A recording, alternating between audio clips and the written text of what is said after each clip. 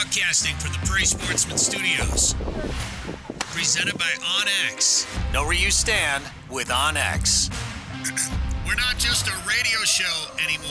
Heck yeah. This is Sporting Journal Radio.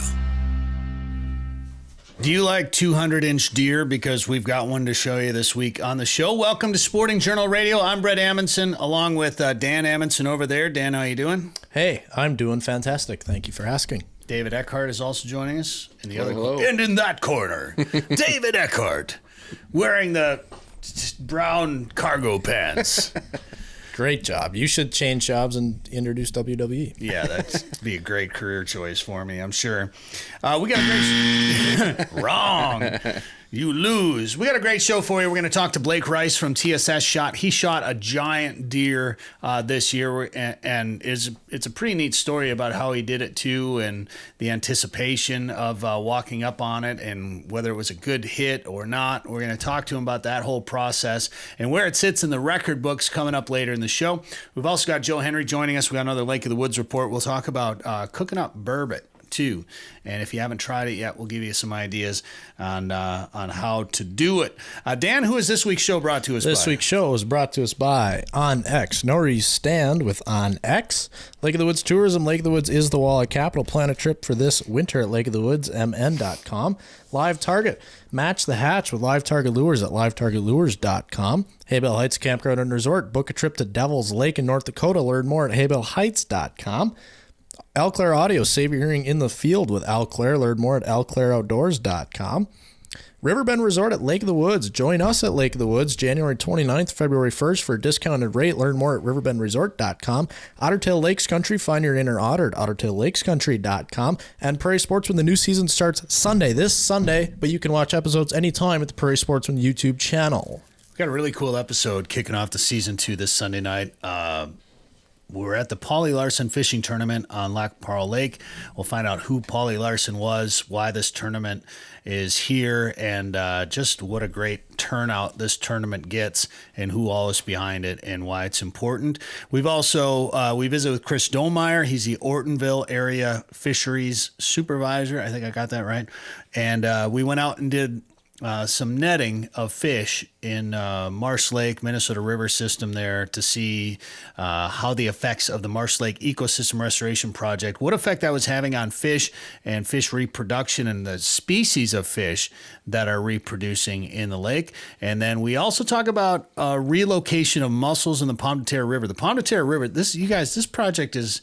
I mean, we're all kind of used to hearing about it now, of course, because it's been a couple of years. But they basically took a river back 80 years ago, 70, 80 years ago. They took the Pomme de Terre River and rerouted it to go above the Marsh Lake Dam.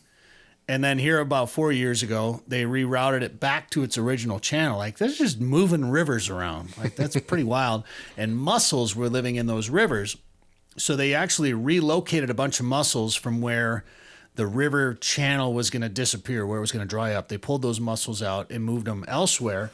And then where they were going to bring the river back into its old/now new channel again, they purposely didn't put any in there because they wanted to see how long it would take for mussels to recolonize in that reconstituted part of the river. So we went out with them. They had scuba gear. We went underwater with them. It was pretty cool, and we found out how mussels are doing in the Pomme de Terre River in their new new place. New. It's very confusing. What? So watch for it Sunday night on Pioneer PBS, the new episode of Prairie Sportsman. Then look for it on a PBS station near you. We have it on demand at prairiesportsman.org, or you'll be able to see episodes on the Prairie Sportsman YouTube channel as well. Speaking of YouTube channels, we got a brand new one, Fish Hunt Forever. We all got the brand new mugs. You guys got your mugs over there? Check them out. Very nice. Black one. Ooh. Look at that. David's is white. Whose is better? We got different colors. I like the white one. Oh, do you? I do. Cancel, David. So you'll be able to get these right now in the Sporting Journal Radio store. If you go to sportingjournalradio.com and click on store, you'll be able to get them. And now what's cool about these mugs is when you buy them, we're going to donate a portion to conservation. Right? We're still determining who and all the details on that, but we are going to give us some ideas. Comment below. send some Yes. organizations. I thought you were asking me. No. Who would you like us to donate to? We've gotten. I've asked this question a few times. We've gotten conservation orgs like Pheasants Forever or Delta Waterfowl, Ducks Unlimited, things like that. There's other organizations out there that might be great too. If you have somebody in mind that you think we should donate to, let us know. And we may do something where we do mugs with pheasants on them. Like this is the pheasant from the Pheasant Fest billboard. Maybe you've seen these billboards up around the area. You too can have a mug with that very pheasant on it right now. Maybe we'll donate to Pheasants Forever if you buy this mug. Maybe we'll put a mallard on one and we'll donate to Delta Waterfowl or Ducks Unlimited. We'll figure it out. If you have ideas, comment below and let us know. But Fish Hunt Forever is our new YouTube channel. We're going to have films on there, travel vlogs, all kinds of really neat content, all about conservation and preservation of our hunting and fishing traditions. I fish, I hunt, and always will.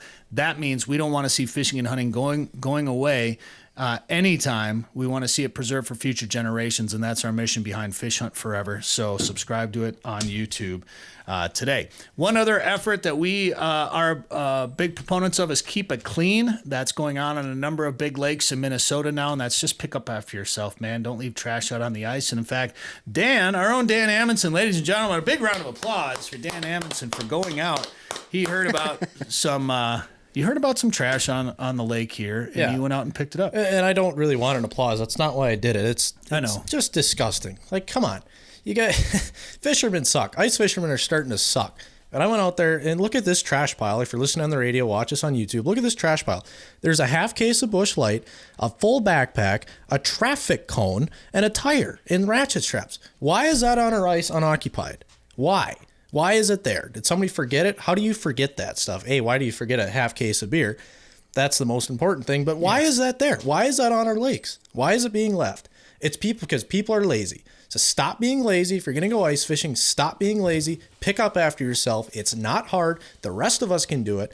Quit being a problem. Quit making it somebody else's problem. If you want our fishing to stick around, pick up after yourself and quit littering into our lakes. It looks like it just sits on the ice. No, that goes into our lakes. It clogs up our water. In case you didn't know, humans need water to drink. We don't just make that in a lab. So we drink some of that water. So maybe quit putting crap into it. It pisses me off. It makes, I don't even know if I can say that on the radio. That just makes me mad that people have to go out and pick up trash after others. It's laziness. And I brought it up on social media the other day. We talked about having trespassing problems this fall. Now we're having people come out on our lakes and litter. And I don't know if it's outsiders or locals. It's probably a mix of both. So I don't want to single anybody out. But you know what? It's no wonder now when people take hunting trips or fishing trips and they go into the local bar, they go into the cafe, that people give them dirty looks because they see a wheelhouse parade or they see an Orange Army parade on the highway on Fridays, and then Sundays going home, and then they go out into their backyard and there's trash and crap and people abusing our resources.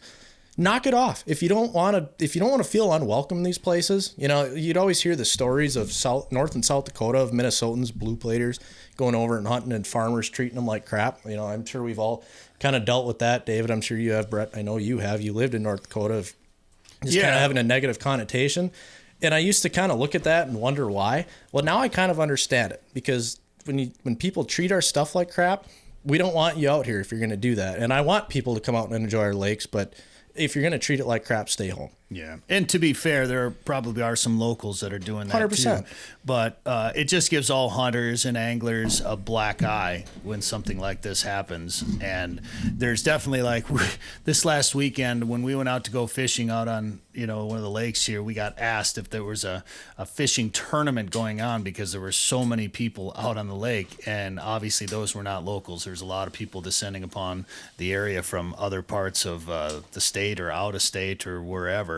And there was just garbage everywhere. It was a circus. And Dan, I hope that pile with the half a case of Busch Light, I sure hope that was either ended up in our fridge or I'd like to think that was somebody coming back for that pile of stuff. But if you looked around, you saw random empty cans. Look at these. There's 4 full cans. Why are there 4 full cans? Who leaves full beer? Like, I kind of get it if a full or an empty beer can flies out of the back of your truck. Yeah, that happens. But why are you leaving 4 full beers on the ice to be wasted?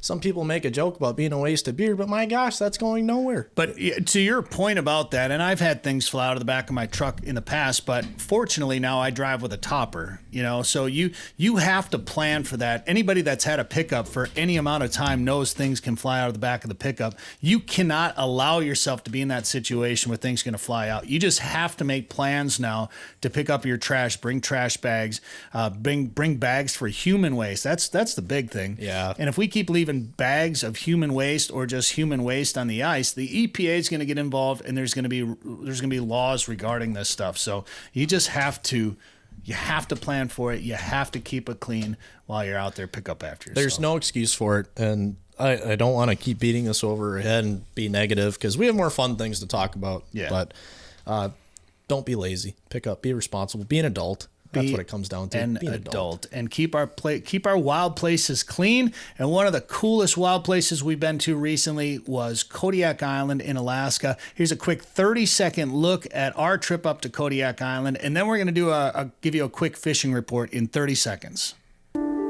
Kodiak, a North American waterfowl film, is coming to the Fish Hunt Forever YouTube channel. I've been a sea duck hunter for about 30 seconds, and I've already got one that's probably going to go on the wall, so this is the coolest duck hunt I've ever been on.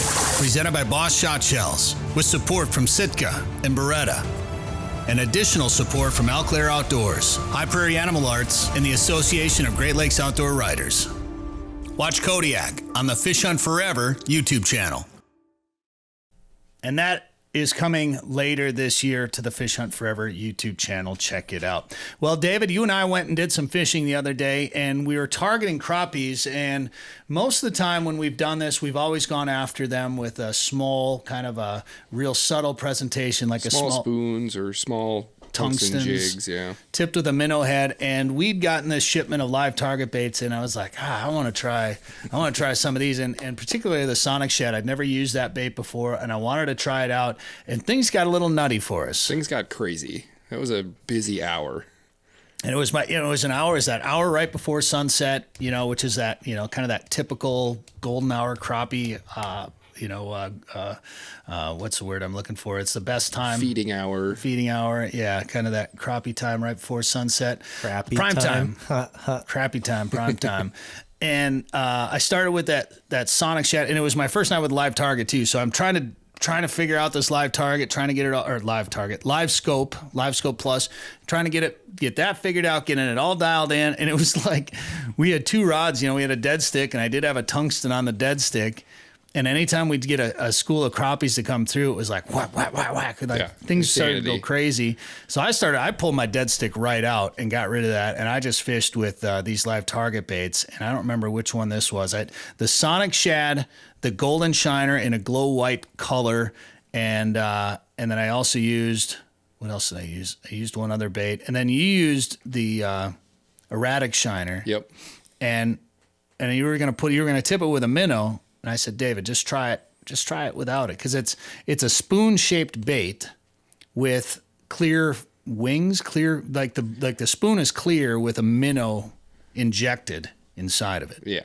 Essentially. So it just looks like kind of a wounded minnow floating around down there. Yeah, that thing was awesome.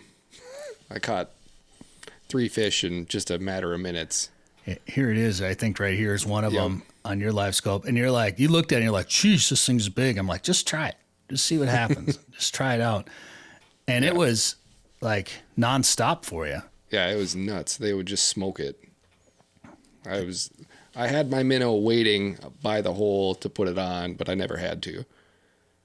So, and obviously Live Target is one of our sponsors. But I'll tell you what, if you're watching this right now, you're seeing the footage. It was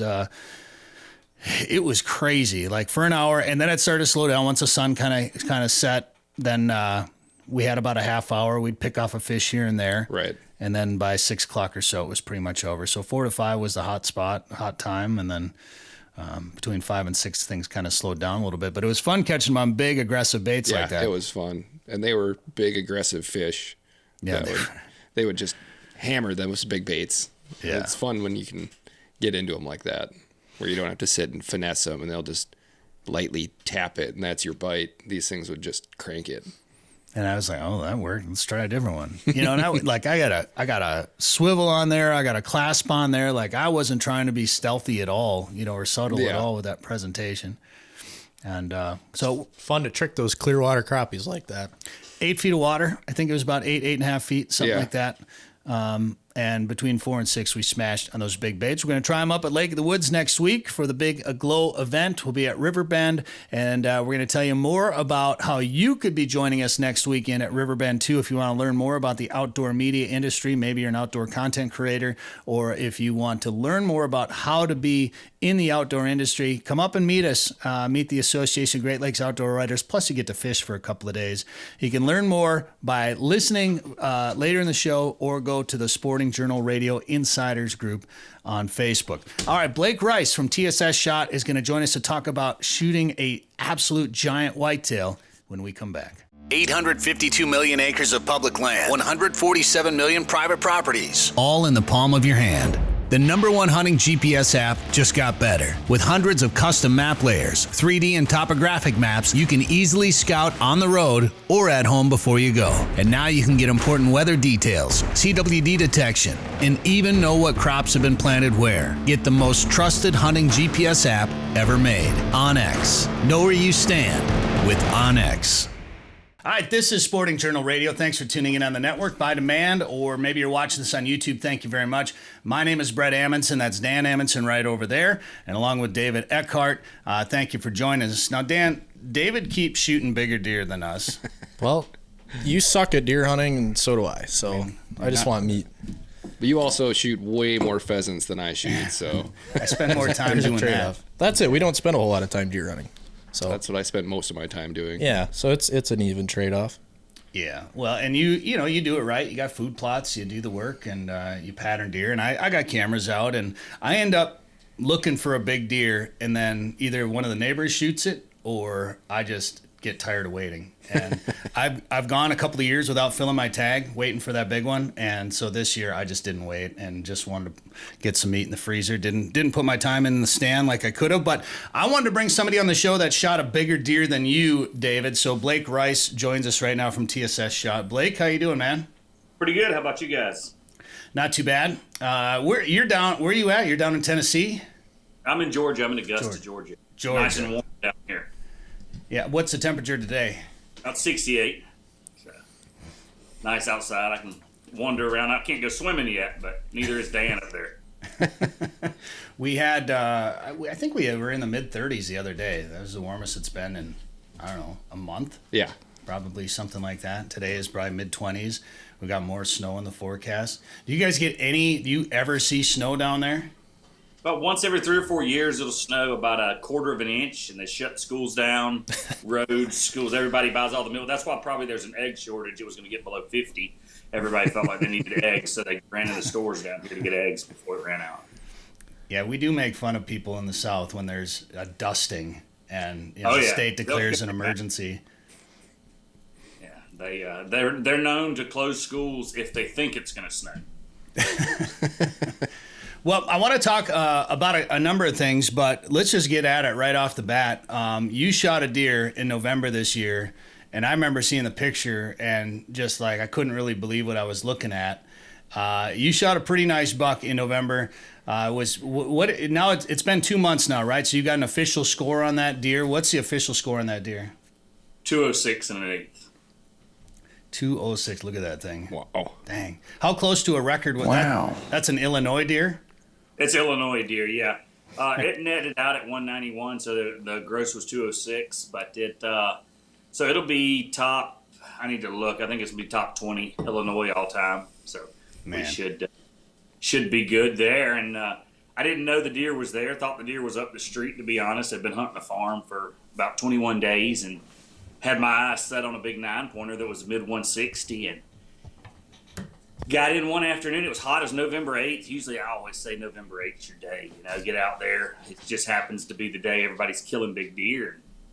It was in the mid 60s up there, which is unseasonably warm. And the wind was right, so it was going to be right for like 2 or 3 days. So I said, I'm going to move to the other side of this farm, big ag field. So I went over, and it was a tight spot right on the property line. So got in there, had to take a chainsaw, and a buddy of mine comes, brings a chainsaw. We get in the woods at like 3:30. It's late because it's hot, and make all kind of noise. We're cutting tree limbs and all, so I can shoot back in our field. And he brought a deer decoy for me because the deer had been coming out up in that corner, but they were kind of sporadic. And I said, man, let's try this, see what happens, see what it'll do. You know, I love turkey hunting, and I was like, hell, I'll try a deer decoy and see what happens. And get it out. He leaves at like 3:45, or maybe 10 minutes to 4. About 10 minutes after 4, the big 9-pointer comes out on the other side of the field.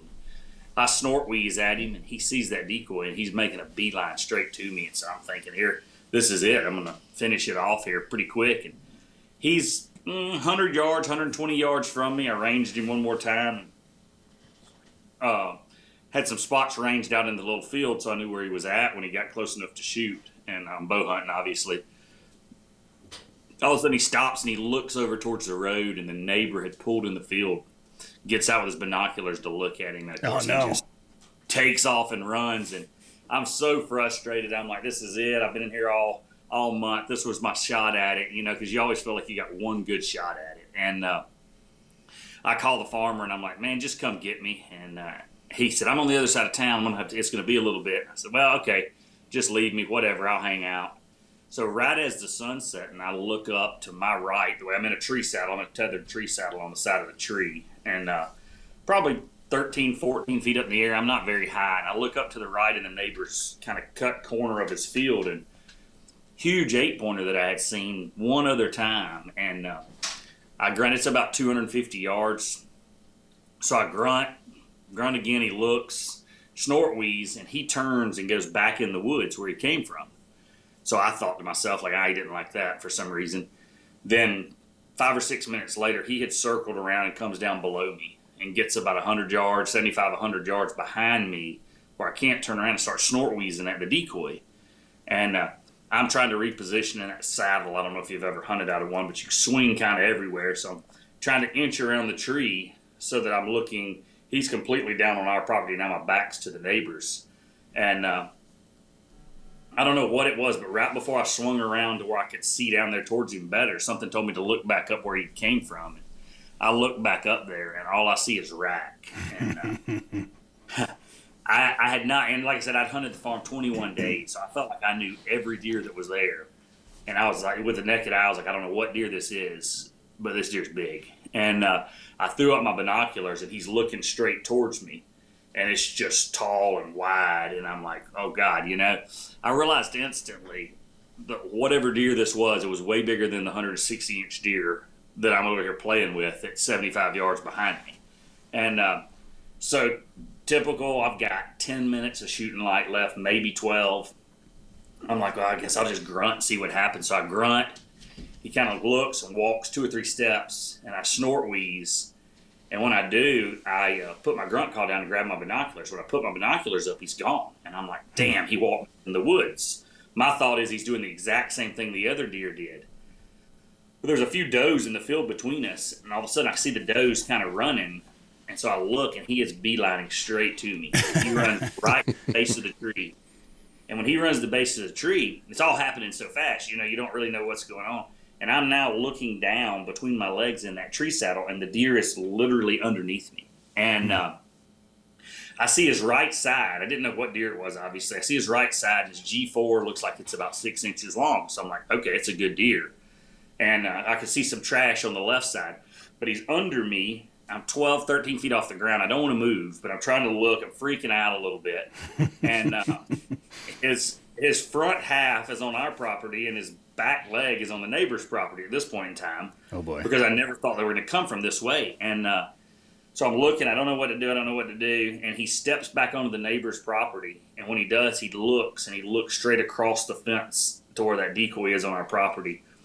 He jumps the fence. When he jumps the fence, he literally is up against the base of the tree on the back of my tree, and he lands in those limbs that we had cut. And I piled him against the base of the tree thinking, hey, they'll be out of the way. Nothing's going to come over here. And he gets tangled up in them, and I think it just freaked him out because after the whole thing, we look and it's like a main trail coming where we pile the limbs. But he starts freaking out. He's throwing his head around. Well, at this time, the tree's in front of me and there's a limb, so I'm looking over the limb at this deer, and he's doing, he's 12 foot away, and I'm like, what am I going to do? What am I going to do? So I kind of spin to the left and I draw right when he comes out of those limbs. He shakes his head, and when he comes out, I draw and he's facing dead away from me. The decoy's at like 18 yards. Right when he comes out of them limbs, he turns broadside to that decoy and puffs up, and I shoot him, and he's at 7 yards. So he whirls, and you think you make a great shot. Like, when the arrow shot, I felt like perfect shot, everything's great. He whirls, he runs around the decoy, and he's leaning as he's running, which to me, I've shot a bunch of deer with a bow. I'm like, he's going down. It was a great shot. Well, there was a tree line about 150 yards, and I could hear deer all afternoon. I couldn't see it the way it was, but I could hear deer walking through those leaves. So I never heard him hit those leaves, but then everything starts going through your head. I'm like, what deer was it? Did I make a good shot? And so I'm sitting up in the tree, obviously shaking to death, can't control myself. And call a couple people, tell them how excited I am. They said, what deer is this? I said, I have no idea. I think it's a good deer. I think it's a great deer. It's a huge deer. And then I sit in the tree for 45 minutes after dark because I start questioning where I shot this deer. And I'm like, I don't want to mess this up. So I get down, I walk the opposite way, probably 3/4 of a mile to the road, up the property line, get the farmer to pick me up. So we're going back to the house, and he starts, which is a 25-minute ride. He starts asking, he's like, what deer was it? I was like, man, I think it was a huge deer. And then he retells the story because the closer to the house we got, he's like, well, what deer do you know? I was like, man, it might have been a 2-year-old. I don't know. It happened too fast. I don't really know what happened. And I went from telling him I thought I made a perfect double lung shot to, man, I made a gut shot this deer. I really don't know at this point in time. I'm freaking out.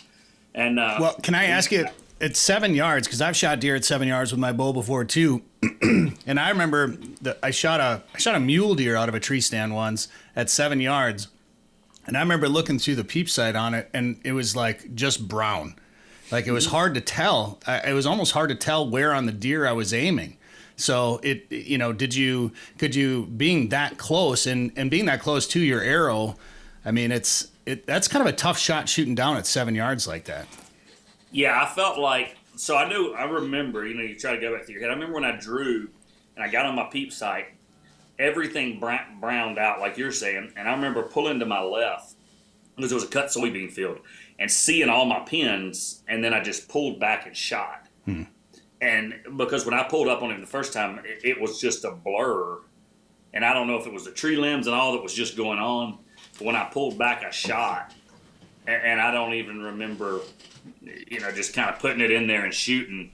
And I remember trying to use the top of my 20-yard pin, but everything was just right there in that spot. And he was basically underneath me and down. So I shot a little high because I was trying to shoot for exit hole. Yeah. And I shot a little high on the entrance, but it double lunged and came out. And he didn't go far. Went about 120 yards, maybe. Well, before we talk about the recovery, we got to take a quick break, but then I want to talk about how it felt when you saw him for the first time, when you walked up on him, and how, what the reaction was. We'll take a quick break. More with Blake Rice when we come back. Come ice fish the famous waters of Minnesota's Lake of the Woods, the walleye capital of the world. Experience full-service resorts featuring heated fish houses, ice transportation, meal plans, and sleeper house options. From the Northwest Angle to the South Shore, Rainy River, and Baudette, the Midwest's #1 ice fishing destination. Walleye, sauger, perch, and northern pike. Minnesota's Lake of the Woods, best fishing anywhere. For more information, log on to lakeofthewoodsmn.com. Okay, we're back. This is Sporting Journal Radio. I'm Brett Amundsen, along with Dan Amundsen and David Eckhart, and our guest is Blake Rice from TSS Shot, and he's just shot, well, this is 2 months ago, but he's telling us a story about just shooting this giant buck, and you thought you made a good shot on it. You weren't quite sure. You waited a couple hours before going after it, right? Yeah, it was about 4.5. We went back and everybody ate dinner except for me. I was pacing the floor. When we got back to eat, I guess the other farmer starts getting me to explain the deer to him, and that's when I really got nervous. And he was like, "You sure you hadn't seen the deer?" And I was like, "No, I never seen this deer in here." And they didn't have any trail cam pics of him on that farm. And I explained it again, and I tell him, and he pulls out his phone, and he turns his phone around. He goes, "Is that?" And before he turns the phone all the way around, I'm like, "That's the deer." And he goes, "That's a 200-inch deer." And then I really get nervous. And I said, "How do you know?" And he said, "They had the sheds from 2 years ago, and they had them scored at 197." Wow. And so then that's when I decided it was better not to eat, because I was completely sick at my stomach. And not knowing, they're like, "I'm sure you made a good shot." And at this point, I'm like, "I think I gut shot him, guys. I don't really know. I think the shot was back. It was low. It was terrible." So we gave it about 4 hours before we went in there to look for him. And they pushed me at 4 hours. I probably would have waited overnight. I was so nervous at that point in time. So 4 hours go by. You and the farmer go out there, and he actually. Let's start from finding the arrow. You found the arrow and found good blood on the arrow, right? That's right. So we get back in there. We walk. I make him park, and we walk the whole way back in. He wants to, how farmers are. They're not deer hunters or any kind of hunter. He wants to drive his loud diesel flatbed right up to the deer decoy. And I'm like, "No, Jack, we're going to walk a good mile back in here." So I've got this little bitty flashlight, and he's got a daggum spotlight he bought at Walmart somewhere. And I'm over here looking around. I find the arrow, and it was good lung bleed. It was just red, bubbly blood. I knew it smelt it. I was like, "All right, it's a good shot."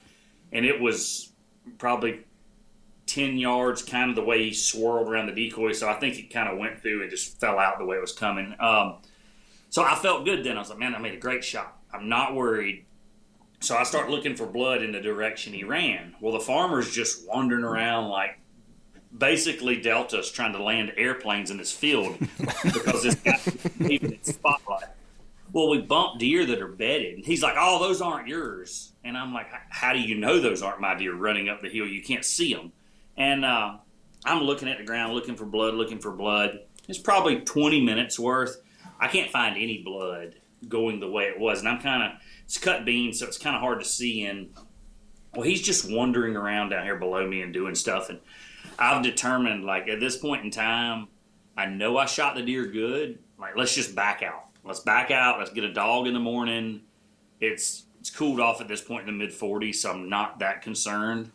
And he comes walking up to me, and I go tell him, I said, "Robert, let's just back out and get a dog in the morning. Like, I know we made a good shot. Like, I don't want to mess this up. We know it's a big deer."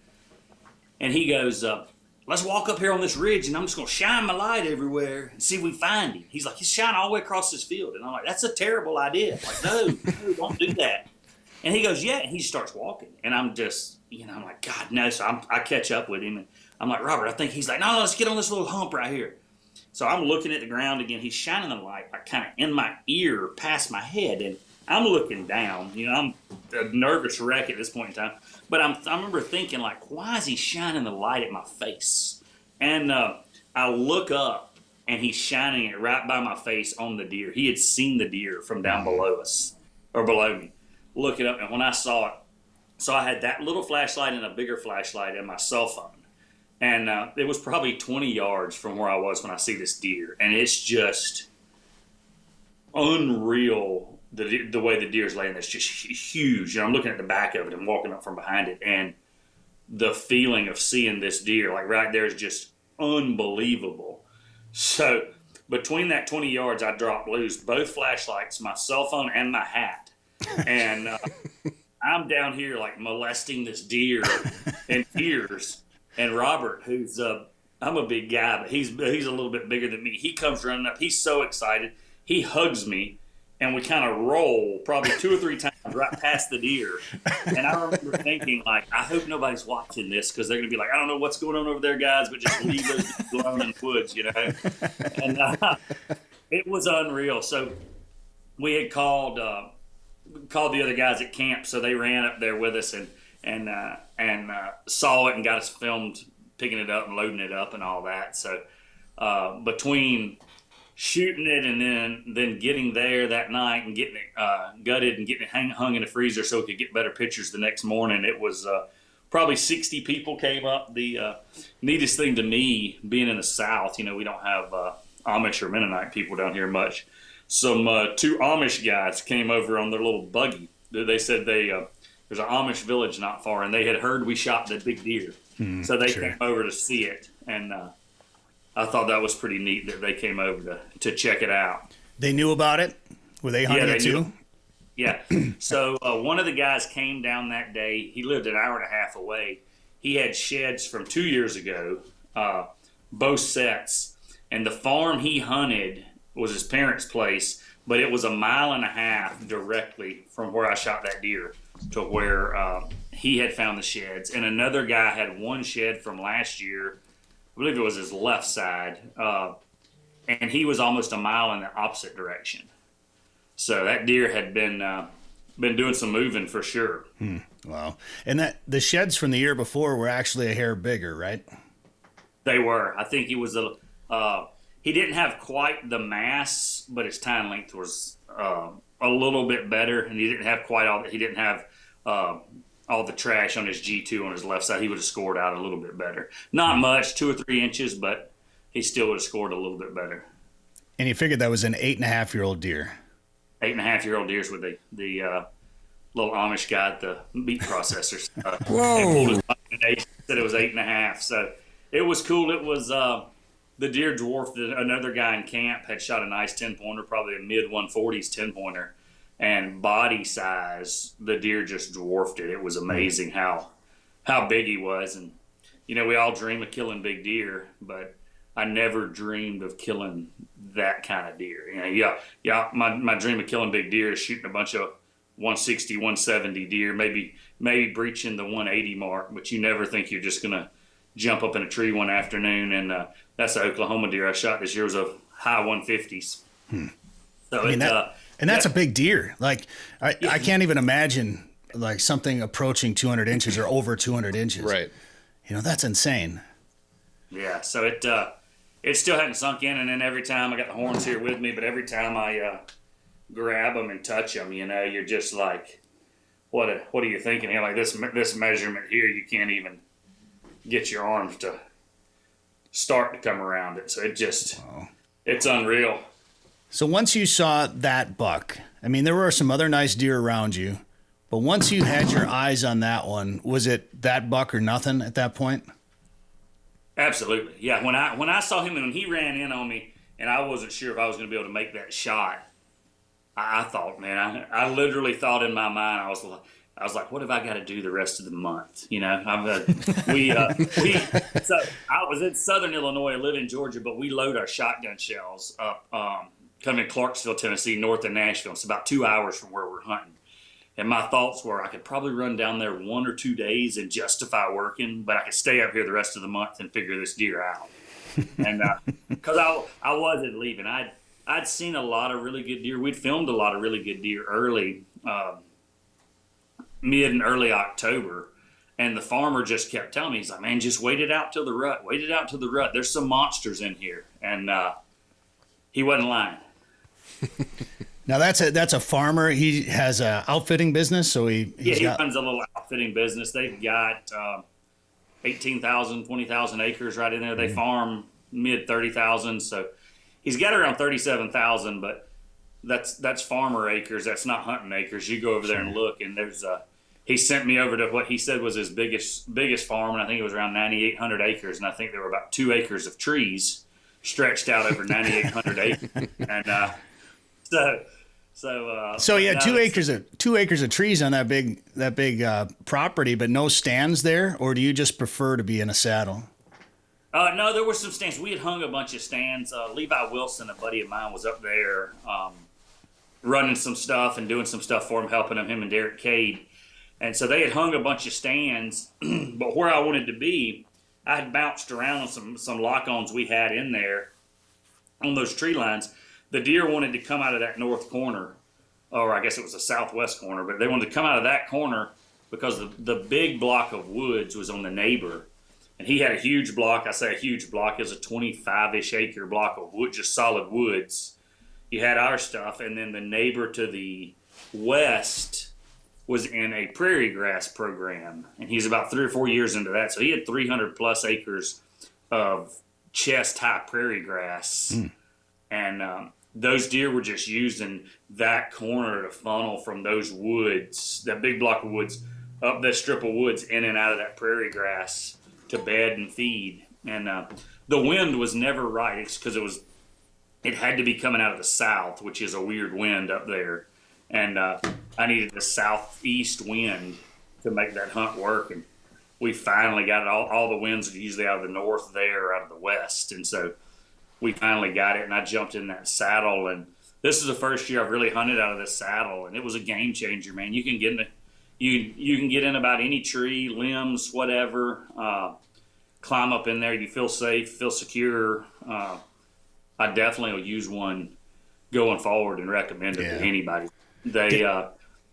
David uses a saddle. Yeah, this is the second year I've had my saddle. All right. Well, we got to take a break again. I want to talk more about using the saddle, and we'll have more with Blake Rice coming up. We got to get a fishing report from Joe Henry though here on the radio network, and then we'll go straight to the podcast. More with Blake on the way. It's ice fishing season and time to plan your trip to Riverbend Resort on Lake of the Woods. Stay at the Lakeside Resort along the Rainy River in one of their new cabins and enjoy delicious meals and hot or cold beverages in the Miles Lab Bar and Grill. Or stay in one of their comfortable sleeper houses on the ice, complete with a TV, stove, and lots of walleyes right beneath your feet. You also have the option of staying at their motel, the Walleye Inn, located in Baudette. Book your ice fishing trip to famous Lake of the Woods today at riverbendresort.com. That's riverbendresort.com.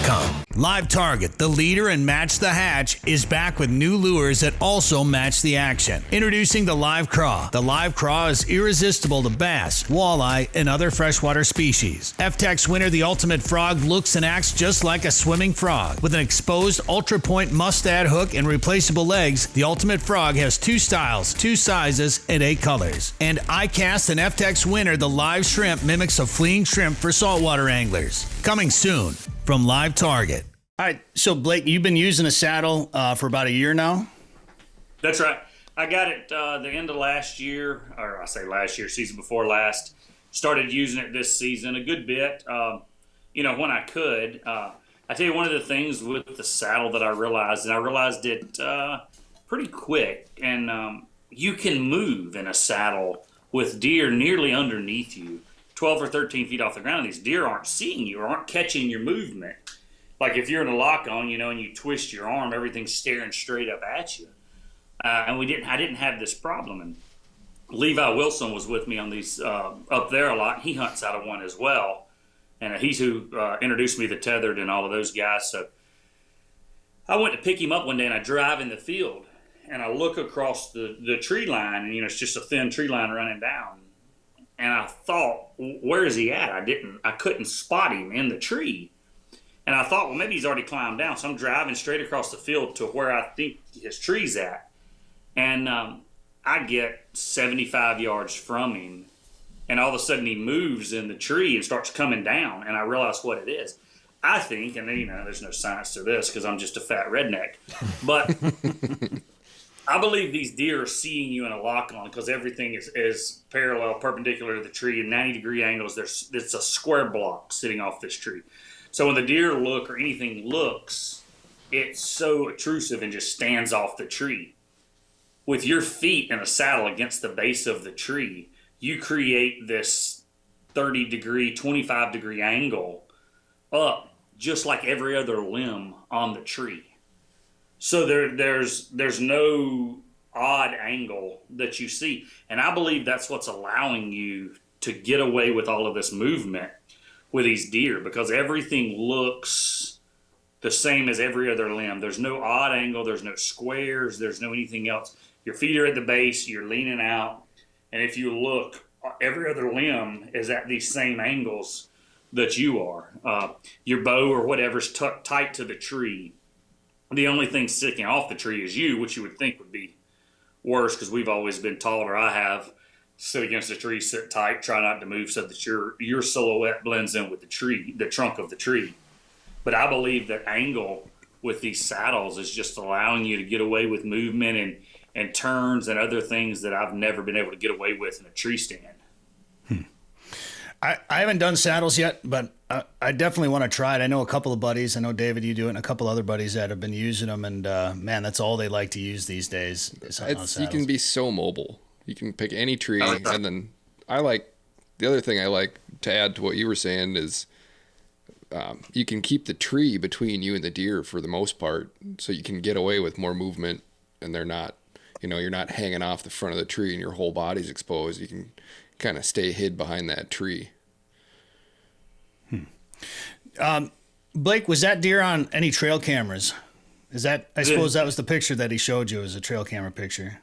Yeah, he had it one time. So the farmer that showed it to me lived, I would say, 3/4 of a mile up the road. He had it on camera one time there, but the neighbor with the big block of woods, who was also an outfitter, he had him on camera a bunch, and I actually, he reached out, and I reached out to him back and forth, and I'm sure there was some bad blood between everybody since I shot his big deer, but I really didn't mean to come in there and shoot his deer. I was trying to shoot a 9-pointer.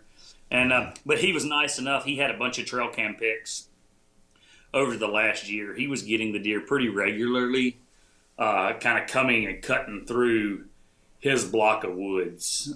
So he had it on camera a lot, and he was nice enough to send me a bunch of pictures and other stuff and kind of tell me some stories about the deer. And he had watched him for 2 or 3 years. So. Oh, wow. I bet that nice. Yeah, I mean, bittersweet, you hate it. You really do. But on the same token, I do feel like I didn't just show up to pay for a hunt, and was in a tree for 30 minutes and shot him. I'd at least been up there for a month hunting the deer, or hunting a deer. Yeah, and what are you supposed to do? I mean, deer of a not lifetime. let it go by. Yeah, you're not going to pass that shot. Yeah. Well, sorry, that one's too big. I don't want to upset the neighbor. That's always the tough one, and there's just nothing you can do about it. People complain about the neighbor. Yeah, I had a pretty decent deer for where I live a couple of years ago, and I think it was the opening day of the gun season. Neighbor shot it, first day of the gun season, and I'd been hunting him for like 3-4 weeks, and then my second target buck got shot by the other neighbor the next day. I went through 4 deer that I had on camera, and they all got shot by gun hunters around me. What were you hunting? Like a right of way between 2 people's property? That brings up, there was a post on Instagram today on Wired to Hunt, and it was about trail cameras. And I love cell cameras because it allows me to put a cell camera with a solar panel, which, by the way, I've got some of those flex cameras from Spy Point, and they're introducing a new one this year with a solar camera. I'm just jacked about it because I took one and then I rigged up a solar camera to it, and I was able to put it on a piece of the property that I hunt that I don't normally walk into. And it's hard to get at, and I use it as the sanctuary, right? So I don't have to go in there, and I can kind of try to keep deer around the area without bumping them a little bit. But there's some states trying to ban trail cameras. Some people don't like the cell camera aspect, and now you got these live streaming cameras.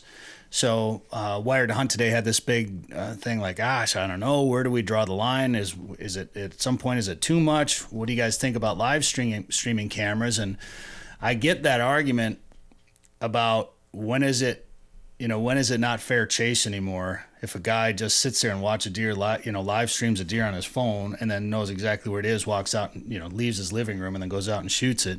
I don't necessarily like that. But is that the camera's fault at that point? Is it the hunter being lazy? Does it require a mandate? Where do you sit on the trail camera debate? Because I can see the argument against the live stream, but cell cameras, it's kind of a subtle difference between the two because you're getting pictures and videos sent to you as almost real time with some cell cameras. But you could argue that cameras also make you pickier, and a lot sometimes lets deer grow a bit bigger because you're passing on deer at that point. Where do you sit in the trail cam discussion?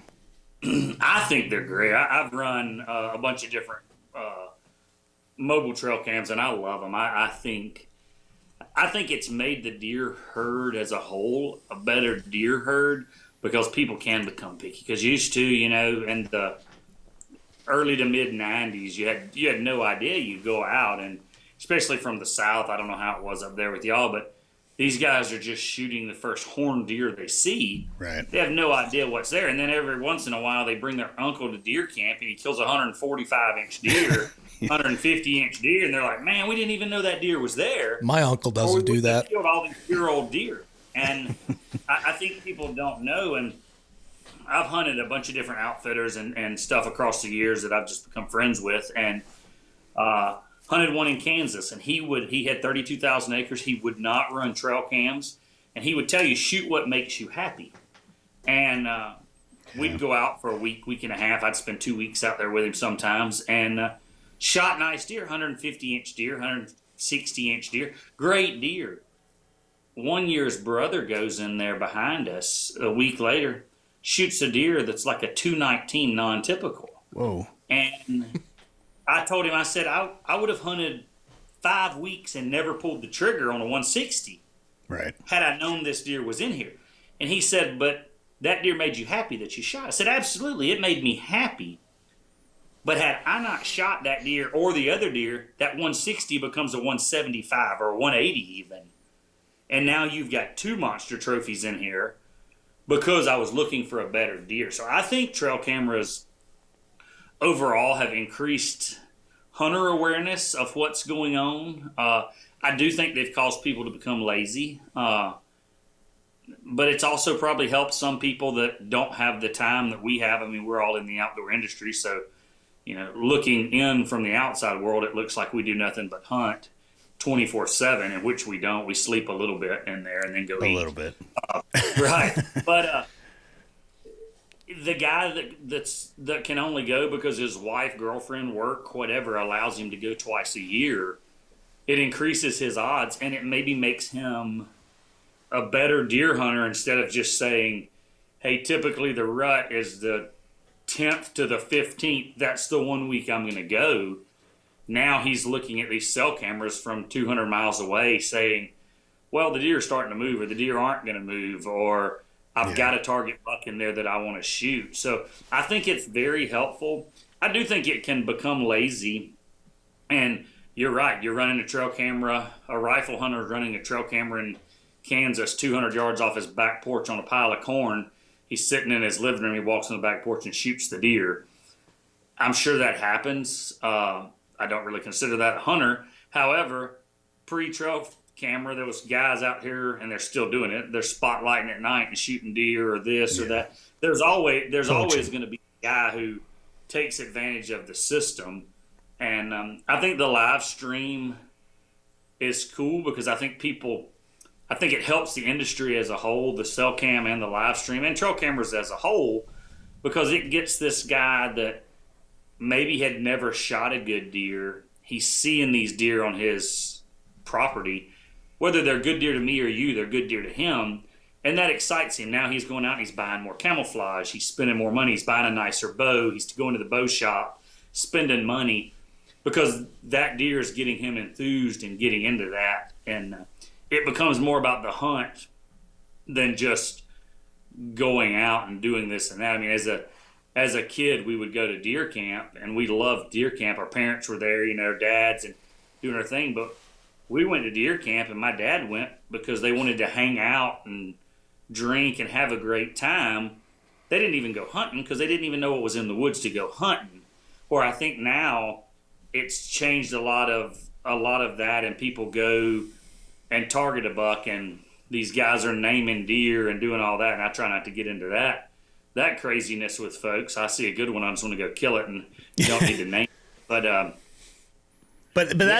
I think what you're alluding to is that challenge of putting together the puzzle pieces, right? You start to get a pattern on the deer. You figure out what bucks are out there. That one could use another year or two. That's a shooter. We got 6 does out here, whatever. They're coming through at 4:45. They're coming from the south, whatever. To me, it becomes you're hunting maybe a specific deer at that point, but you're utilizing your cameras as a tool as part of that hunt. And yes, it's going to make you a better hunter, potentially make you more successful, but it adds another aspect, and it becomes another tool, whether you're doing food plots or you're putting stands based on wind directions, things like that. It gives you another tool in that arsenal. And that year that I had when I went down the list with 4 different bucks, I didn't fill my tag that year. Like I didn't even shoot a deer because I knew what deer I had out there that were coming through, and I was trying to pattern them. And when they all got shot by neighbors, and then by then it was so late in the season that it got really tough and cold, and I ended up not filling a tag that year. So right. for the people that say that cameras are going to kill more deer, that's not always the case. Yeah, I think cameras kill less deer, to be honest with you. I think I think you're right, and I've done exactly what you've done. I've targeted. I hunted some property here in Georgia for a while, and they're not big deer, mid 120s, maybe a low 130. But I would find those deer and target that one or two deer. And if I couldn't kill them, I didn't shoot the other deer. There was a big enough property. I knew they weren't getting killed by the neighbor. So I think it kills less deer. I remember, like I said, as a child, you pull back up to deer camp and there's 25 deer in camp, and the biggest deer is 86 inches, and it's a 2-year-old. Everything else is a 1.5 old deer, because these guys had no idea. They saw horns and they didn't know what was out there or what could be, so they just shoot the first deer they see. I think it lets deer grow. I mean, you sit in the woods. Y'all don't have as much gun season as we do in the South, but you sit in the woods at opening day of gun season, it sounded like a dove shoot or a pheasant shoot. It's just wide open. And now you sit in the woods opening day and you hear 1, 2, maybe 3 gunshots in the distance. And people are managing their herd and managing what they're doing and setting expectations of what they want to do. And I think the camera helps drastically. Yeah. I could sit and keep talking deer with you guys, and unless you guys have a question, Dan or David, but something's been distracting me this entire conversation, Blake. And is that a banded canvasback behind you back there? Is that what I'm seeing? Oh, yes, it is. Hold on. I'll get that for you. Where are we at here? Let me spin around. Where are we at? Where's the camera on this thing? Here we go. There we go. Can't have too many beers watching this. That's right. Yeah, so I actually shot that on Lake Gunnersville in Alabama. Oh, really? Wow. About 6 years ago, yeah. So it was pretty nice. I went out, and it's one of those deals. I had a buddy with me, Bobby Springer, a good friend of mine, one of my fraternity brothers from college. We're sitting on a little island, and there's a lot of canvasbacks down there, ringnecks and bluebills. And it was when you could shoot 2 canvasbacks, and we had been shooting them, and we had shot all 4, but we shot 3 that were right in the decoys, and this one peeled off. And I remember turning. I was on the right side. I turned and shot him behind us, and he falls behind the island. So Bobby goes out and starts picking up the ducks, and he picks up those 3, and I think we had a ringneck or 2, whatever, and we didn't have a dog with us. And I said, don't forget the one behind us, and he circles around the back of the island and comes back, and he gets off the island, comes up the blind, and he throws the duck to me. And I grab it. I don't really think anything of it. I didn't. And he goes, I'd love to lie and say I shot that, or that maybe I shot that. We flip a quarter. He said, the only duck that is way over there, a half a mile by itself, is this banded canvasback that you shot. And I was like, wow, luck's on your side when you do that. What's the story on the band? How far it had traveled? How old was it? Oh, that's the worst part. So, you shoot park geese. I shot basically a park canvasback. It was, we were on Gunnersville, and Lake Wheeler is the next, it's a Tennessee River lake chain. Lake Wheeler is the next lake below it on the chain. It was banded the year before at Wheeler on the refuge. Oh, sure. So sure. It was like 45 miles. So obviously it had migrated, but it wasn't the coolest story. I did shoot a banded barrows in Alaska that was cool. Oh, yeah? What was the story on that one? It was banded pretty close to. It was like 200 something miles. It wasn't far, but it was 3 years old. It was a little bit older bird. I love that information, man. And at least with that canvasback, it was a year later. We shoot geese. They've done a lot of banding where we hunt Canada geese a lot. So occasionally you end up shooting one early season that's pretty shiny. And it was like, oh yeah, this was banded a week ago. A week ago, half a mile there. And we just shot 14 out of one flock. Whoops. But Dan, do you feel like they came for you because they thought you had bread again? And I mean, my summer hobbies pay off. They saw the bag of Wonder Bread. Yeah, and you use Wonder Bread for fishing. I use Wonder Bread for goose hunting. That redhead behind Dan's shoulder there, over his shoulder on the wall, that got shot a couple of years ago in western Minnesota, and I was on a duck hunt with some buddies, and I was on one end, and the same kind of deal happened. We dumped a bunch of ducks, and it was one of those where there were 6 of us shooting into a flock, and a bunch of ducks dropped, and as we were picking them up, and I don't know, I always kind of felt like it landed, kind of on my side. It felt like it maybe had been one that I shot, but nobody really knew. So we did a drawing for it, and I ended up winning the draw. And I got that redhead with the band and shot in western Minnesota, and it was banded in Oregon, I think 3 years earlier. I think it was 3 years earlier. So I sent in all the banding information, the numbers and everything, and the researcher biologist emailed me back, and she's like, "Are you sure those are the numbers?" It's like, "Yeah, that's the numbers. Can you send me them again?" I'm like, "I sent you pictures and video in the first email. Like, like I don't know what you want me to do." But she emailed me like 3 times, like, "Are you sure? Because normally migrations are north and south." I'm like, "Oh, really?" But that was one of the cooler ones. Obviously coming back down a different flyaway, so it was pretty neat. That's awesome. I also 3 turkey seasons ago, I shot a banded turkey that they had banded. Really? Yeah, so I never even knew about a banded turkey, and we were hunting a piece of property that I've got here in Georgia, and it borders the Savannah River, and across the Savannah River is the Savannah Riverside. It's the nuclear plant or whatnot, and it's 300,000+ acres, I believe, and wow. Apparently the University of Georgia banded a bunch of turkeys over there doing research. We ended up killing 2 of them on my farm. And so talking to the biologist at Georgia about it, and I remember him saying, when we called him on the first one, he was so excited. They were 3-year-old birds and had all the information. He was like, "Man, this is the first one we've had reported. We did 10 of them, body-da-da-da." They did some hens and some jakes at the time. And then 3 weeks later, I call him back, and I'm like, "Hey, I got another one." And he goes, "You're really killing my research program." All the banded turkey stuff there. We were trying to see where else they went. I was like, "Well, obviously they were here."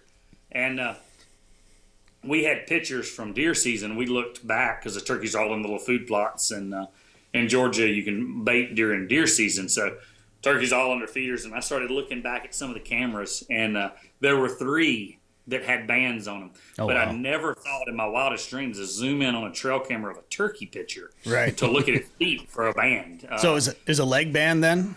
Like you'd see on a goose or something? It's a little silver leg band. So it's at the taxidermist. I'm getting it mounted and getting it mounted with a dead mount with its foot just kind of kicked out to the side with that band on it.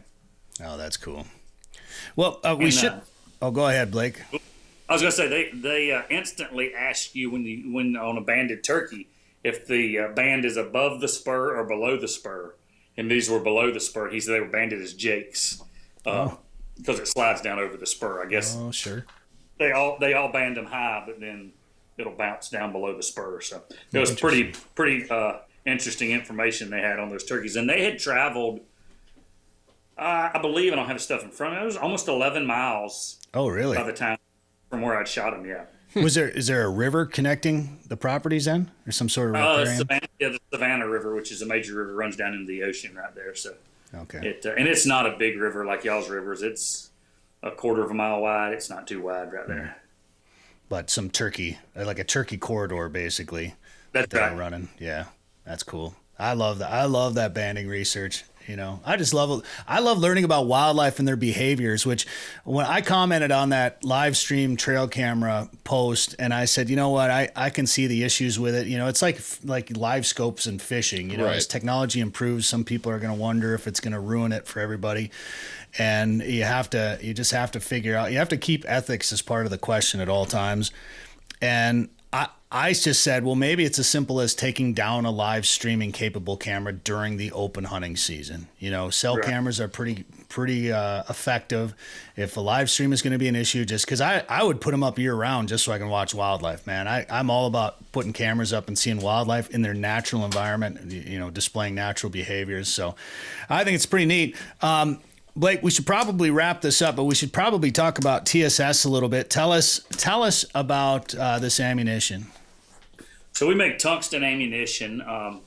Tungsten, as y'all know from the fishing world, just a little bit different ball game there. So obviously denser than lead and steel and anything else out there. So we're making a waterfowl shell and mainly turkey loads. That's what everybody's wanting. So the craze hit a few years ago, and we kind of jumped on the bandwagon, started hand loading some stuff, and then kind of migrated into making commercial loads. And we've had a tough run at it, just like everybody else, trying to get there with COVID and then just the world we live in. But tungsten's great. It's changing the game as well. It's For turkeys, typically where you were using say a 4 or 5 shot, lead shot, out of a 12 gauge with a 3.5 inch shell, and you knew your range was 45 to 50 yards max. You can now with tungsten swap to a 20 gauge 3-inch shell and easily cover a 55 or 60 yard shot. That's with crazy. Ounce and 5/8 of 9s, and everybody says 9s. And if you look at a density chart, basically if you compare back to steel shot, it's easy to do. Like a 9 is equivalent to a number 2 steel. And for the longest time, in duck hunting, I always shot number 2s, and I always try to tell people the easiest thing to explain to somebody that doesn't know anything about tungsten or shooting is if you take a number 2, let's say a Kent fast steel number 2 duck load, shoot it at 40 yards, you're going to shoot, say, a 45-inch pattern, 42-inch pattern, and still holds about 70% retention. And in that pattern, there's 75 to 80 pellets. Well, 75 to 80 pellets spread out over 48 inches, you got gapping like that and that. So you'll shoot ducks, and we've all done it. You wing it, and you see the duck wing and wobble and just keep flying. So you take that number 2. Now you're hunting with a number 9, which has the same penetration and mass, but you're putting 360 pellets in that same pattern. Now you're gapping and your spacing's 1.5 inch at the most. So when you hit that bird, you don't wing that bird or you don't hit him in the foot. You hit that bird with 8 or 10 pellets, and it's killing those birds. You're not getting your cripples. You're not getting all of that. And typically, we've all duck hunted. We know it. We'd shoot a canvas back. You shoot him twice in the air. You shoot him the first time you hit him sailing. You hit him a second time in the air, and he hits the ground or hits the water and dives. And then you shoot him 6 times, chasing him around in the boat as he's diving. So you kill this duck. Well, do the math now. A box. These are turkey shells here, so it's a little bit different. But waterfowl shells, there's 10 in a box, and they retail $50 a box. So you're shooting a $5 shell, and people are like, God, I don't want to shoot a $5 shell. And I said, why? It just costs you $7.50 to kill that canvas back with a black cloud. Nothing against black cloud, but because you shot him twice in the air and at least 3 or 4 times on the water, and those shells are $55 or $60 a box now for $25. So do the math. You're way better. It's an ethical kill, easier kill. You're not having to send your dog. You're not chasing things down the river. It's just a game changer, man. And then anybody that shoots it once will swear they'll never swap back over. And we're working on some different loads for these upland guys like y'all up there and shooting pheasant, and it gives you a lot more range. It holds a better pattern. It's each pellet is consistent.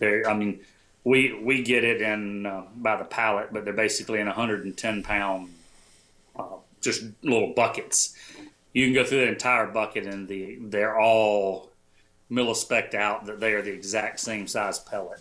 So your pattern is consistent, just shot after shot with tungsten, and you're getting that range and everything else. And I think to me, when I realized tungsten was cool, I had one of my best friends, Greg Greenway, was with me, and we were turkey hunting, and we had one bird coming in. He's steady coming. He's a couple hundred yards out, but he's coming, and we know he's going to pop out in this one little area, and we're both facing the same way. And I leaned around there, and I told Greg, I was like, whoever gets a shot first, shoot the bird, And I got my 20 gauge. He's shooting his 12 gauge. His dad taught me how to hunt, so me and Greg have been best friends our whole life. But bird comes around. He's out there probably 80 yards, and he gets it to about 60 yards, maybe 57, 58 yards. And Greg, I hear him click his safety off. He's going to let him get in about 40 yards and shoot him. So I've got a 20 gauge, so I click the safety off and shoot the bird real quick, and it falls over and starts flopping. And Greg looks at me. He's like, "What are you doing?" I said, "No, I told you whoever could shoot the bird first." And he looked at me. I said, "It's not my fault you're shooting a Walmart shell that'll only shoot 30 yards and mine will shoot 60. So I'm pretty sure that changed his game. He stepped it up and just like, hey, maybe we ought to do something else. So that to me was probably one of the turning points. I was hand loading shells then just for myself, and it kind of changed the game. But it's big. People in the turkey world are swapping over pretty quick. it bothers people when you tell them you want to shoot a turkey guy that's been shooting tungsten for 2 or 3 years is shooting number 9s or number 7s, killing an 18 to 20 pound turkey with it at 55 yards. They'll call and they'll say, "Hey, what duck load do I need?" I say, "What are you hunting?" It's like, "I'm hunting the timber in Arkansas." So you need a 2 3/4 1 ounce number 9. No, I need something bigger to kill these ducks. So why do you need something bigger? A number 9 is not going to work. And I'll ask them, I said, "How big's a mallard?" A couple pounds. You're going to shoot a 20 pound turkey with it at 60 yards and kill it with a number 9, but you're concerned with killing a mallard that weighs 2 pounds at 25 yards in front of you with the same pellet. Yeah. And you hear this pause for a second, and then they're like, "Damn, I guess you're right." And I shoot geese, and we make a 7-shot and a 5-shot for waterfowl. I shoot number 9s for everything. I shoot geese and everything with number 9s. I mean, wow. I don't try to take 50-yard shots on geese with a number 9, but I shoot everything I shoot with a 9. I think it's Are you shooting with a 20 gauge or with a 12 gauge? Oh, 20 gauge. 20, yeah. That's what I've been hearing. Like 20 gauges are just, I don't know if they're patterning better out of 20 gauges or what the deal is, but I feel like 20 gauge is the way to go right now. Yeah, 20 gauges, I think that it'll over time replace. I mean, states right now are just, I think when tungsten really hits, in my opinion, in the next 5 to 6 years, when these states are outlawing lead and the guys have to swap over to something better than lead to shoot upland, that's when they really start realizing that tungsten is great. And they're wanting to shoot sub gauge, 20 gauge, 28 gauge, 16 gauge, these smaller guns. And it just patterns better. It patterns better statistically. The best patterning gun I've found is, and I would believe most everybody would agree in the turkey world, is a Youth 870 Remington. And that barrel being shorter, they've done something when they cut that barrel with the forcing cone. And the best patterning gun is a 20 gauge Youth 870. And it holds the tightest pattern and is the most consistent. And in the turkey world, all the turkey guys, that's the most sought after gun. I'd bought a few and built some for some buddies 8 or 10 years ago. And we were buying those guns at Academy for $190. And if you find one online now, somebody wants $1,500 for the same gun. Wow. We should talk about fishing real quick too, because you have some fishing products. We do. We sell a tungsten fishing putty, which people tungsten and putty, that didn't make any sense, but right. It's actually the same density. It's 18.9 density. They don't have some of the, I'm no chemist, so I really can't help you there, and I'm not Chinese, so I don't know what they do in the factory. However, they don't add some of the chemical in there, and if you pull the putty out, it's hard-ish, kind of like JB Weld, but the more you roll it in your hand and it warms up, when it gets to body temperature, it's pliable. So once you pull it off, you can stick it anywhere you want. It'll go on your line. It'll go on. It'll bond to your plastic. It'll bond to your hook. You can put it about anywhere. When it touches the water, it hardens, especially up there with y'all's colder water. It'll harden. Cast away, it won't fly off. I mean, you can make it fly off, but if you push it on there, you're good. A lot of guys loving it in the South, bass fishing, trying to find fish. They'll take just any kind of plug that's a diving plug, and we know the bill's causing that lure to dive to say 3.5 feet. They're taking a little bit of putty, placing it at the top of both of those treble hooks, and now causing that bait to suspend down to say 4 foot of water. Now that bait's diving to 7.5 foot. These tournament guys that I've seen using it and talked to, they'll use it. They don't use it as much when they're actually fishing as much as when they're finding fish. And they'll use that instead of changing lures and changing reels. They'll use putty, change the water level that they're fishing or the depth. Once they find the fish, then they're changing to the proper lure. But instead of just constantly swapping to find fish, they're using that. It's selling great. We're in all Bass Pro and Cabela's nationwide with it. We came out with it. I think we put it on shelves in August. So it's been going great. It's in Academy as well, and some of the Dick's sporting goods that still sell fishing and hunting apparel. And I think aren't fly fishermen using it to weigh their line, put a little more weight in their line too?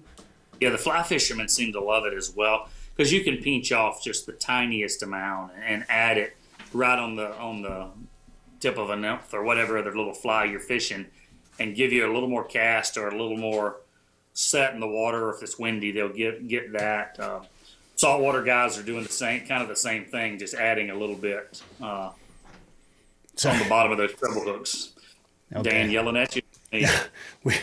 We lost our audio there for a second. When it goes in and out, it comes in and out real loud. So it scared the heck out of me right there. All right. Well, and where can we find all this online, Blake? TSSFish.com is all our fishing stuff. And then, like I said, we're in Bass Pro, Cabela's, Academy, and Dick's.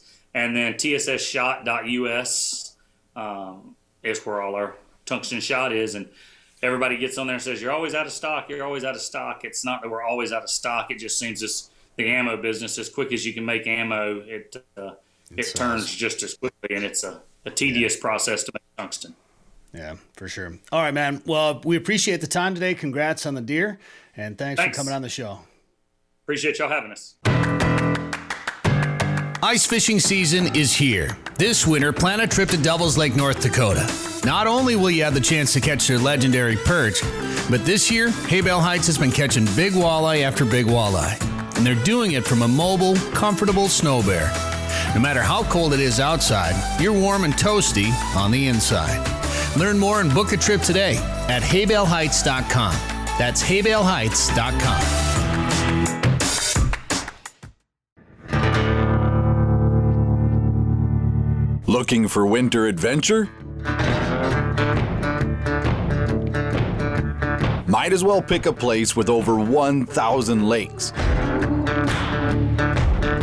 Ottertail County, Minnesota is in the middle of everywhere, offers a simpler pace, and has something for everyone.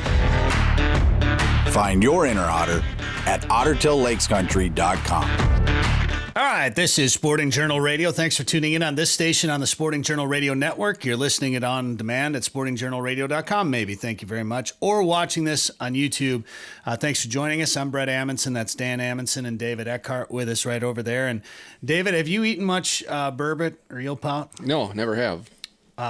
We were watching some videos on it last night on YouTube, and they were frying it. And I was telling Dan, I think I like it better, like boiled in a 7-Up, like the back straps. You can maybe fry some of the tail up, but the back strap seemed like, and I don't know. Have you had lobster before? Once. Was not a fan. You didn't like it? No. See, I like it. I don't know if it's always justified paying the price for it. It's kind of spendy. But they call it the poor man's lobster, the eel pout. So I kind of like that whole. And anytime you can dip stuff in melted butter, like it's gonna be delicious. But I haven't done it for a while. The last time I did it was in a sleeper house at Lake of the Woods. And Joe Henry joins us right now from Lake of the Woods Tourism to talk about sleeper houses and fishing up there at the big lake. And I want to get a fishing report from you, Joe. But I think the sleeper houses, do they come with like a big pot and like a 2-liter to 7-Up to boil some burbot in? Well, first things first, our family normally has lobster, usually not very often, a couple times a week. And, but I'm kind of like you guys, when I have lobster, it's poor man's lobster, and that's called eel pout or burbot or freshwater cod or a lawyer, another name for them. They have a lot of names, but really, what that is, it is a freshwater cod, and that consistency of the flesh is just a little different. You can take the back straps off that rib cage, and then you take the 2 different pieces of tail meat on each side, and I'll tell you, it's a real white meat. You cube it, and then Brett, as you were talking about, some people like boiling it in 7-Up. Some people use salt water, and then you dip it in melted butter, and boy, I tell you, it's delish. In fact, I just saw somebody else that what they did is they put, I think they seasoned it a little bit. They put a little bit of oil on it, seasoned it, the chunks, and I think they almost, if I want to mistake it, I think they just fried it in a pan, but almost like scallops. But what they did is they put a little bit of salt on them, but they didn't put the salt on until the very end because they didn't want to draw the moisture out. Very interesting way they did it, and that was yet another way. Heck, I know people that fry them, just like walleyes, and they love them fried. So I don't think there's a wrong way to cook that kind of meat. Well, I know our buddy Trevor up in Saskatchewan, he loves them. He targets them all the time, and he said he fries them, but he fries them with in like almost in water, so it's almost like boiling them, but it's like a oil and water mixture almost, which I'd never heard of before. So I think it's like boiling it with some oil, maybe hot temps. So I don't know, but he loves it. Feeds the whole family that way. They all love to eat it up there, and. Joe, that's kind of a nice option, I think, up at Lake of the Woods. If you're staying in one of those sleeper houses, obviously the walleye bite is definitely a little more active during the day, and you can get into some eel pout during the day too, or maybe if you're staying out there, might be able to pick up an eel pout overnight and then boil it up while you're staying out there on the ice. Well, and that's exactly it. And here's what's funny is that that people say, well, there's no night bite at Lake of the Woods at night. Well, it's not that there's no night bite.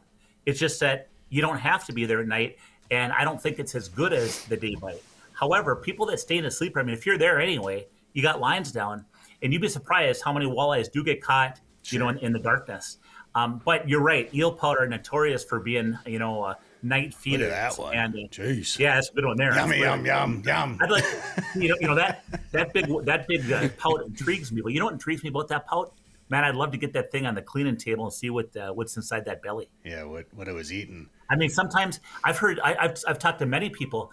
We did a video not that long ago, last year I think, where I cleaned an eel pout that was real fat and it had a little walleye in it and it had a bunch of crayfish. Heck, I've spoken to many people that said, heck, I've opened up eel pout where the crayfish are still kind of crawling around and moving, which is pretty interesting, But no, I tell you, those eel pout they're nocturnal. So if you're going to stay in a sleeper. Brett, I'll tell you something. A sleeper fish house is for some people. Oh, there's that video Danny found. Yep, and that's where I pull that out. What's in there? And that's when you got a big gut full of something. What's in there? So I cut that baby open. It was a small walleye and a whole bunch of crayfish. Whole bunch of them in there. I just find it so strange that crayfish are such a popular forage for, eel pout or walleyes or bass, of course. I feel, and especially if some of them are still alive crawling around, you think it'd be painful eating something like that. Right. Yeah, but you know what? They're not like us. I mean, they get that I guess that mass in their stomach, and it satisfies them, and then their chemicals, the acids and things in their stomach break that stuff down eventually, obviously. But yeah it's interesting, and it just goes to show, though, those eel pout, they'll eat just about anything, I think. They don't eat in the summer. They're very dormant in the summer. You hardly ever see one caught. Yet when that ice comes, boy, I tell you, they get active. We got a lot of them on Lake of the Woods. I mean, and it was so interesting because it used to be that back in the day, people, and it's always illegal to throw any kind of fish out, and waste fish. But people would throw them out on the ice, and you'd see eagles and ravens eating them. Well, now the word's out how good eating they are, and people are coming up now saying, okay, I'm going after my walleyes and my saugers. Man, I hope I catch a couple eel pout one here for an appetizer, Yeah, look at that one. Jeez. Yeah, what a good shot that is, isn't it? Well, they're so much fun to catch, and obviously the attitude and perception of these fish has changed in recent years, and they're becoming a popular catch and release fish. I still have no problem keeping one to eat. It's just like anything else. Keep a couple to eat, throw a lot back, whatever. Maybe be picky on the size that you're keeping and things like that. But man, eat one up. They're delicious, and obviously they're becoming less of a rough fish and more of a game fish in the eyes of even management in the DNR nowadays. But I remember that one I caught up at the Northwest Angle, Joe. You and I and Jamie Dittman were in a house together fishing, and I thought it was a big walleye for a while, and then sure enough, a big eel pout came through the floor. So they're fun fish to catch. Yeah, that one has such good color on it too, didn't it? Yeah, they're neat looking fish. They're neat looking fish. Well, I remember it's kind of cool because that was such a nice looking photo of that eel pout. Now the angler holding it, had something on this radio. But boy, I tell you, that pout was nice looking. Where did I just see that? I just saw that in some Lake of the Woods advertisement somewhere too. It's the one we run every week. The one we run? Okay, yeah. Thanks for watching our show. Yeah. I'm a part of it. I know what's on. You're one of the few. You're one of the few that does. That's right. No, I was gonna say though, all kidding aside, that picture was such a neat picture from inside a fish house with just the way that the eel pout was kind of curled up. The colors on that eel pout were cool, and I've used that myself and some different promotions and stuff for just advertising ice fishing at Lake of the Woods. But just a neat photo, and the coloration on those fish are cool. When people say, if you've never held one, people say they wrap around your arm. Well, truly, they don't really wrap around your arm. They curl up. They curl you. It's hard to get a picture where that eel pout is straight. if you do, it's like, okay, snap it now, snap it now. If they ever straighten out, they're always curled, aren't they? Yeah, they're so strong. I mean, they're like one big muscle, really. So they just curl up all like that all the time. I think it's funny when you try to release them. A lot of times they're curled up so much that they don't. And sometimes it's hard to get them back down the hole right away. They come up backwards. Yeah. They do. They a lot of times go down backwards. I agree. Yeah. Well, you know what's cool too is those darn fish. I mean, when you try to grab them out of the hole, they're not easy to grab. It's like you almost have to try to get a finger under their gill. If you grab them around the head, they're quite slippery, aren't they? Yeah, they're tough to hold on to a lot of times, and they're a fun fish to catch, Joe. And how is fishing up at Lake of the Woods right now? You know, fishing is good. You know, but I will say this: people are catching a lot of small fish. So, you know, we're catching a lot of small fish. We're getting our eaters. We're getting our eater saugers, and then once in a while you're going to get a slot walleye, which is at 19.5 to 28, the variety you take a picture of and release, or once in a while you get a trophy that's over 28. I just talked to one of our resorters yesterday, Deanna over at Zipple Bay, and they had 2 30-plus inches caught yesterday morning alone. So they were pretty excited about that. You know, people were excited, I should say. But yeah, you know, fishing's been good. I will say this, you know, people. This time of year, those fish are getting more spread out. A lot of our fish houses are getting spread out over the mud, following those walleyes out to deeper water. And, you know, a lot of times when those fish are more spread out, you're not going to catch as many because they're not as concentrated. And then you are going to catch a lot of small fish. That's just the way it is. And, you know, like one of the guides put it, he goes, you know what, hey, we are catching a lot of small fish. You'll certainly get your eaters, get enough for a fish fry. And it's still better ice fishing for walleyes than anywhere else you ever go. Yeah, we do hear a lot of complaining on social media about the small fish, and you know, it's just the way of the world, I guess. Well, I'm excited to get up there. We're going to be up there next weekend for the Aglow coming up on Sunday, and then spending a couple of days out there on the big lake. So, and then there's going to be, I think Riverbend is hosting. You got the details there, Dan? I'll find them. Yep. Give me a second.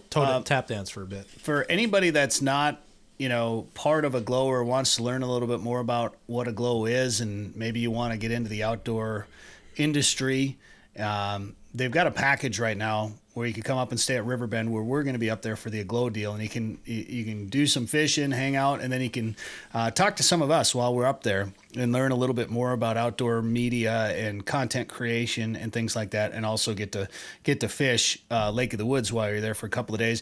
And I talked to Brian Smith, and he said that he and Greg Jones are going to be up on stage singing, I think a couple of nights. Yeah, Monday and Tuesday they're going to play. And I said, Brian, did Greg make you learn Guy in a Buffalo yet?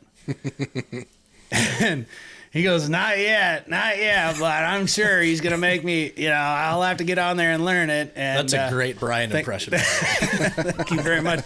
And it was funny, he was talking to me, and he's like, you know, sometimes, you know, we just get up there and we just kind of make our way through it. And Greg will look at me and be like, you know, Brian, I can't believe we made it through that one. So I think it'll be fun. You'll have some live entertainment from those guys up there. Maybe even Guy in a Buffalo. I prompted him in the Facebook deal, so I tagged him in a Facebook post. So hopefully he's got the memo and he can practice for the next week. Perfect. Otherwise, I'll be a little sad. Well, the question I was going to ask is it's actually a really good deal they put together for people to come up and you know, be able to talk to you guys. I might be up there a little bit, and then of course listen to Brian Smith and Greg Jones sing and stuff. But you know, do they pay more for that, or do they get a discount for that? That's the part I'm trying to figure out. I don't know. Knowing you guys, if I had to put up with you guys, I'd say you knock that sucker down about 75% out. Yeah. So now I know why you have a show to go to next week. Yeah, that's right. Well, but I will say, you know, the whole crowd is going to be a very good crowd up there, and you know, fishing's fun. It's enjoyable enough going on Lake of the Woods, you know, and you know, Riverbend does a great job. Of course, then, you know, having some media up there that maybe you've never met in person, and you know, I can speak for I know just about everybody that's going to be up there. Very down to earth people, very good people, but also very passionate and a lot of fun.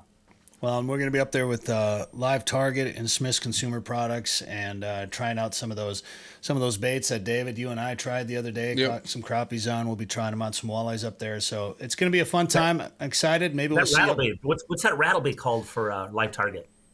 That lipless crankbait. The Live Target rattlebait. The rattlebait. That was called That is what it's called. Yeah. Yep.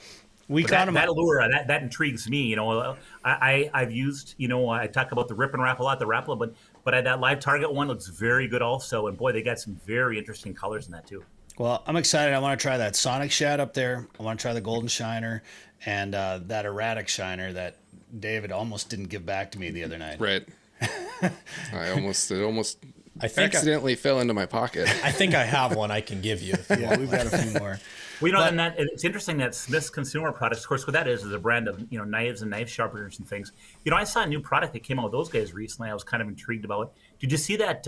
Yeah, they got good fillet knives and stuff, right? And it would be fun to use that new stuff with a real nice having grips on them. But that bone knife, did you see that for deer hunting? It's got a serrated edge on it. You know, it's for cutting through the rib cage and cutting that pelvic bone down. And when you're gutting deer. Bone saw. Yeah, the bone saw. Yeah. And but you know, that's just a neat looking deal there. But it had that real comfortable grip, and it was a little bit longer than I'm used to. And I noticed it kind of had a blunt end on it too, so which I like because for obvious reasons, you know. Well, they came out with a number of new products there at SHOT Show this week, and they're debuting a bunch of new products there. That bone saw. Hang on. You're asking me to hang on, or? Well, I pulled up the wrong product. That's my fault. Okay, should I keep talking? Yeah, you can keep talking. That was the right product. I think that was their. I think that was the. 6-inch folding bone saw. That's right there. And then they got is the right one. I was thinking it was the limb saw. I thought it pulled up the limb saw. I did pull up the right one. Well, congratulations, Dan. You did your job right. You've got a replaceable blade. Hey, Brett, when you're doing his performance review, just remember you did something right. I'm just so used to not doing it right that I assumed I was wrong. Well, they've got that. They've got a new replaceable razor blade knife, 2.5-inch replaceable blade. They've got a new bushcraft 4.5-inch bushcraft hunting knife. A field dressing combo kit and a survival camp shovel. But so they got some cool new stuff out. And that survival camp shovel, that's maybe leave that one. I don't know about that one. I can make some good jokes on that one. It's like honestly, I was talking to a buddy of mine, and he says, "Yeah, my daughter's getting to the age where she's just starting to date." So he says, her boyfriend came over, and I just smiled at him and says, "You know, I work in heavy equipment, and I got a big backhoe in the back, don't you?" Well, Joe, now that we know where to hide the bodies, we should probably wrap this show up. We're talking about bone saws and backhoes. What else do we need? If you tuned in at the wrong time, we're getting reported to somebody. No, you know what? All that stuff is about. We get so many in our wallets and saugers. You got to have a place to dump the guts. That's right. Keep it clean. There you go. Keep it clean. That's right. Well, we'll talk more about Keep It Clean next week here on the show, I'm sure, too. And if people want to find out more about Lake of the Woods right now, what should they do? You know what? Check out our website, and that is lakeofthewoodsmn.com. Sporting Journal Radio is a division of Macaba LLC. If you've got a question, comment, or story idea for us, send us an email. Go to sportingjournalradio.com. While you're there, you can learn how to advertise on the show and visit our store for hats, hoodies, coffee mugs, and more. Go to sportingjournalradio.com.